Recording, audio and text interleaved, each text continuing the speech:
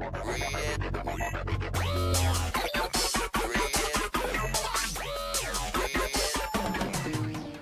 everyone and welcome back to the channel. My name is Natoji and today this is your third NARI best build review, and if you haven't seen yet, we have plenty of other heroes we covered. You can find the playlist in the link description below. NARI is an absolute monster, one of the best units in the game. Except when you have this disgusting experience in arena. They can start to work to fix it. Look at that here, 0, timer is over. And he managed to get through and deal damage. And here you can see I'm still taking the damage from the Shen skill. So feel free to check my last Noxia Arena video for some more disrespect. NARI has a very strong kit. Number 1, on the normal attack she can decrease the range defense by 20% for 3 seconds. Number 2, on the Shen skill, she can buff the critical hit chance of your party by 10%. And number 3, on the special ability, she can stack up to 64% of her defense. Now today, before to get started, I would like to take a short moment to throw a big thank you, a big fat thank you to all of you, and here to Chris every time for sharing your support, your encouragement. I'm very touched about it, and also your suggestions. It helped me to improve my content, provide me some idea. I am very grateful to all of you. I'm having a lot of fun. And today, after reviewing the cards, the accessories, the final recommendation, I will share my personal build and different team comp with NARI, and also provide you some quick F2P friendly teams for beginners. Let's get started with the cards. First, double attack percent is the classic here for NARI. Now, if you go in Arena or in Colosseum in PvP, here you can see that of course the injury damage 100% negated can be useful because most of the meta heroes, hashtag Beth, Marina, Future Princess, Ogma and more, are using injury damage either on the weapon or the Shen skill. So actually it can really negate some very relevant damage. Also at the end there is the critical hit chance. If you have a critical party buffer in your team like Bianca, Gabrielle in Colosseum or Arena, it can be something you can really slide in if you want to. Now personally I made some tries, and the issue is NARI has 0 critical hit chance in build and 0 critical hit chance on the weapon. The meaning is if you want to really optimize, you have to use a sharpshooter, and at the end of the day you're gonna be very squishy. So you must master your range and be a pro NARI to be able to do that, and also to have a Ogma,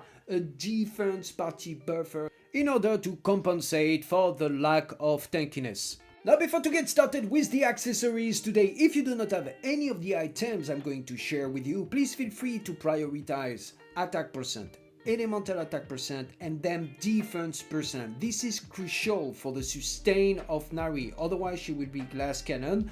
And after you go for weapon skill, regen speed and skill damage. For the video today, I'm gonna change a little bit. I'm not gonna get through every single percent stat because you can check it for yourself, but I will tell you in which scenario, which type of content and team it works best for each accessory. First, the Minotaur's necklace. It's a pretty glass cannon, the lowest base def here, 91 of def for an epic accessory, but it has one of the best offensive bursts you can find in the game.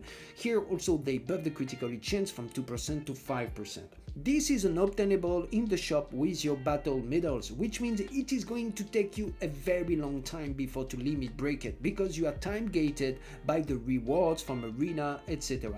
But this is a very good option if you have a party defense party buffer in your party like Ogma or like Craig if you are early on, just to ensure that your NARI has some defense. And also if you have a critical party buffer, it will be very nice to enjoy that critical hit chance plus 5%. It's always a little bonus. Now we continue with the Mirror Earring of Patience.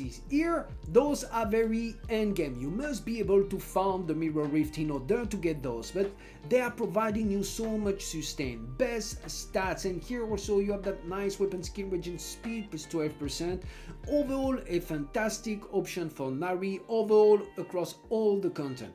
And player loves it because once you are able to farm it, you are not time gated, you can limit break it. Now a quick mention about the Earth necklace. It has the second best base defense in the game here, 137. It provides you some weapon skill regen speed plus 10%, some attack HP, but most importantly, the defense decrease 100% negated. So this is actually pretty good against the hard counter, which is Ogma. On the Shen skill, it can decrease the defense, and this can really help Nari in PvP, and most of the time now still Ogma is everywhere on the map. So actually, if you have one of those, please feel free to try it out. It can really help you. We continue with the Legion accessories, and I will just mention the Ring of Belief because very strong, 127 of death here, a little bit of critical hit chance. You have after some attack, HP, skill damage and defense. Overall, this is pretty good, even if it doesn't have the weapon skill regen speed. To be honest with you, Nari has 24% weapon skill bonus as a party, as a unique party, and also you can get 12% on the weapon, so you can really still think of using the Ring of Belief if you have nothing else. Now we go into the unique accessories, and we will start with the Amethyst earring. Here it's a unique with a decent base defense at 111 of death. It has a little bit of critical hit chance, 3%. After you have some attack percent, HP percent, but most importantly that injury damage 50% negated. And once again, most of the meta units have injury damage on the weapon or on the shake skill, like the hard counter Beth, also Future Princess, Ogma, and much more. So it's actually a pretty good option for Nari in PvP, and you can use it in PvE too.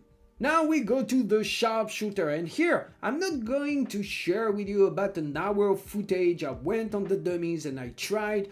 I'm just gonna make it very short. This is a glass cannon, 89 of depth, that's low, that's poor for Nari, and here you can crack up to 10% of critical chance. That's why it's very famous for the range unit. And after you have attack percent, HP and skill damage, so very good here.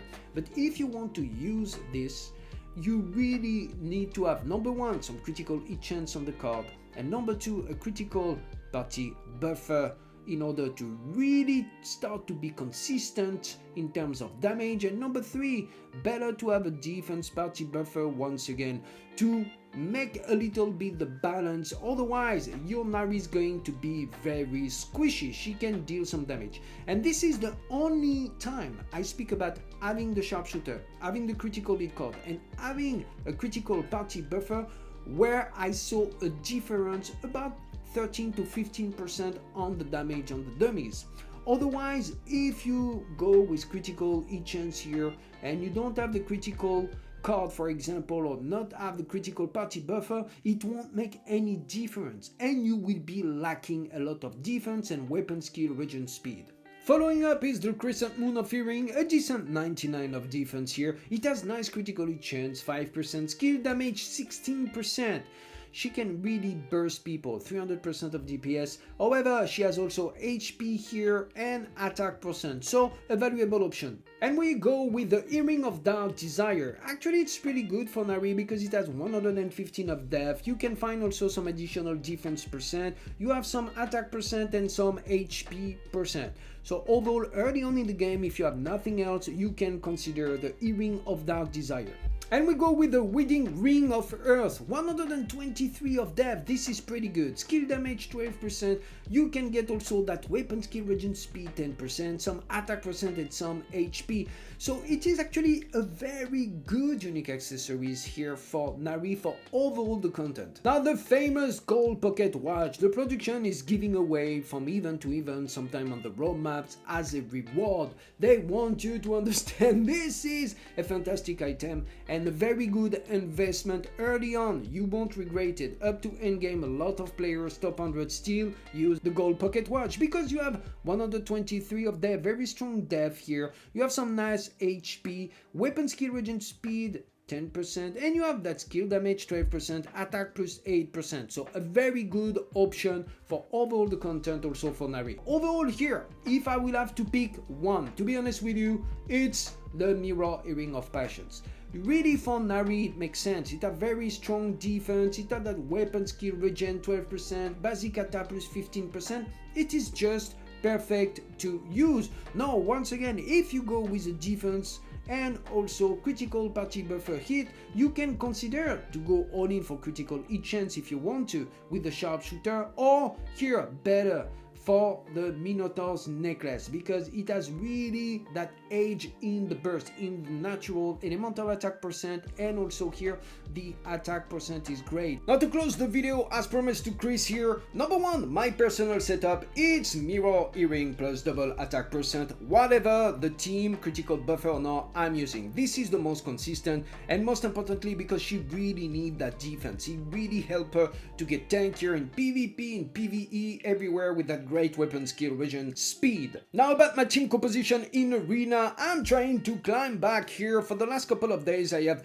a little bit more time to play arena, and it's coming very soon. I will publish this in few hours, so stay tuned. But this is it, I'm playing currently right now the Thug gang, as I call it, Nari, Noxia, Gabrielle. But most of the time for the main cheesy classic you can find, it's Nari, Ogma and Future Princess. This is the most overall cheesy you can play across any map. For Colosseum here, normally I am using, it depends the meta really, but Future Princess Nari is a bread and butter of most of the time, and after you can slide in once again Ogma in it, Mia at the end, or Barry, or whatever you need and the meta is. So really normally I play always of course Nari with Future Princess in the same team. Now for my red, and this was a question from Chris, what type of team you can put. So here of course once you're in game, putting Nari in any range team, so either here in the earth or either here you can see in a water team.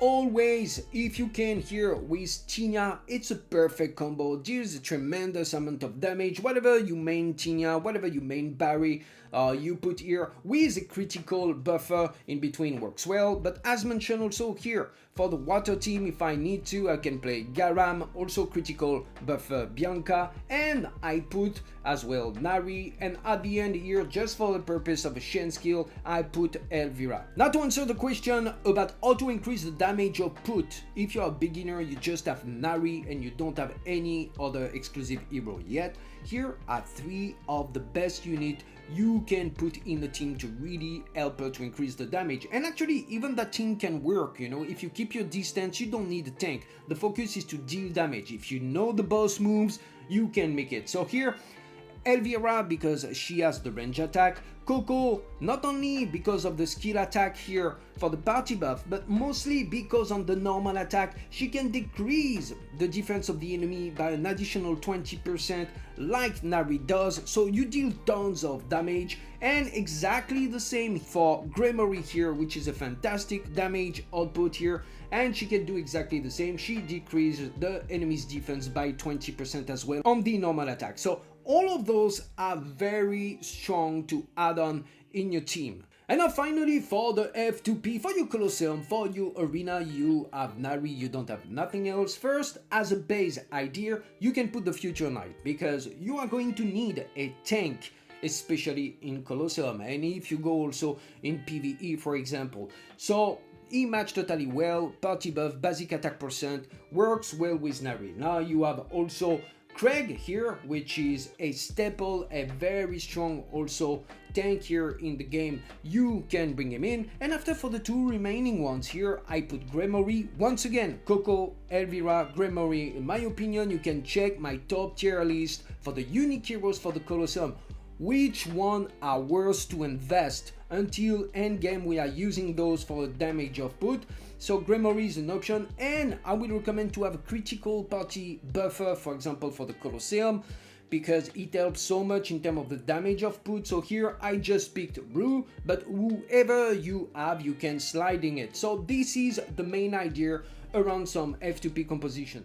And before to let you go today, if you are not subscribed yet, what are you waiting for? Please feel free to do so in smashing that bell. If you appreciate the new format, the addition with some F2P suggestion also in those best build accessories review, thanks to Chris once again, please feel free to let us know in the comment section below and smash that like button. And as usual, I wish you all to be safe, to be well, and until the next, have fun, Guardians.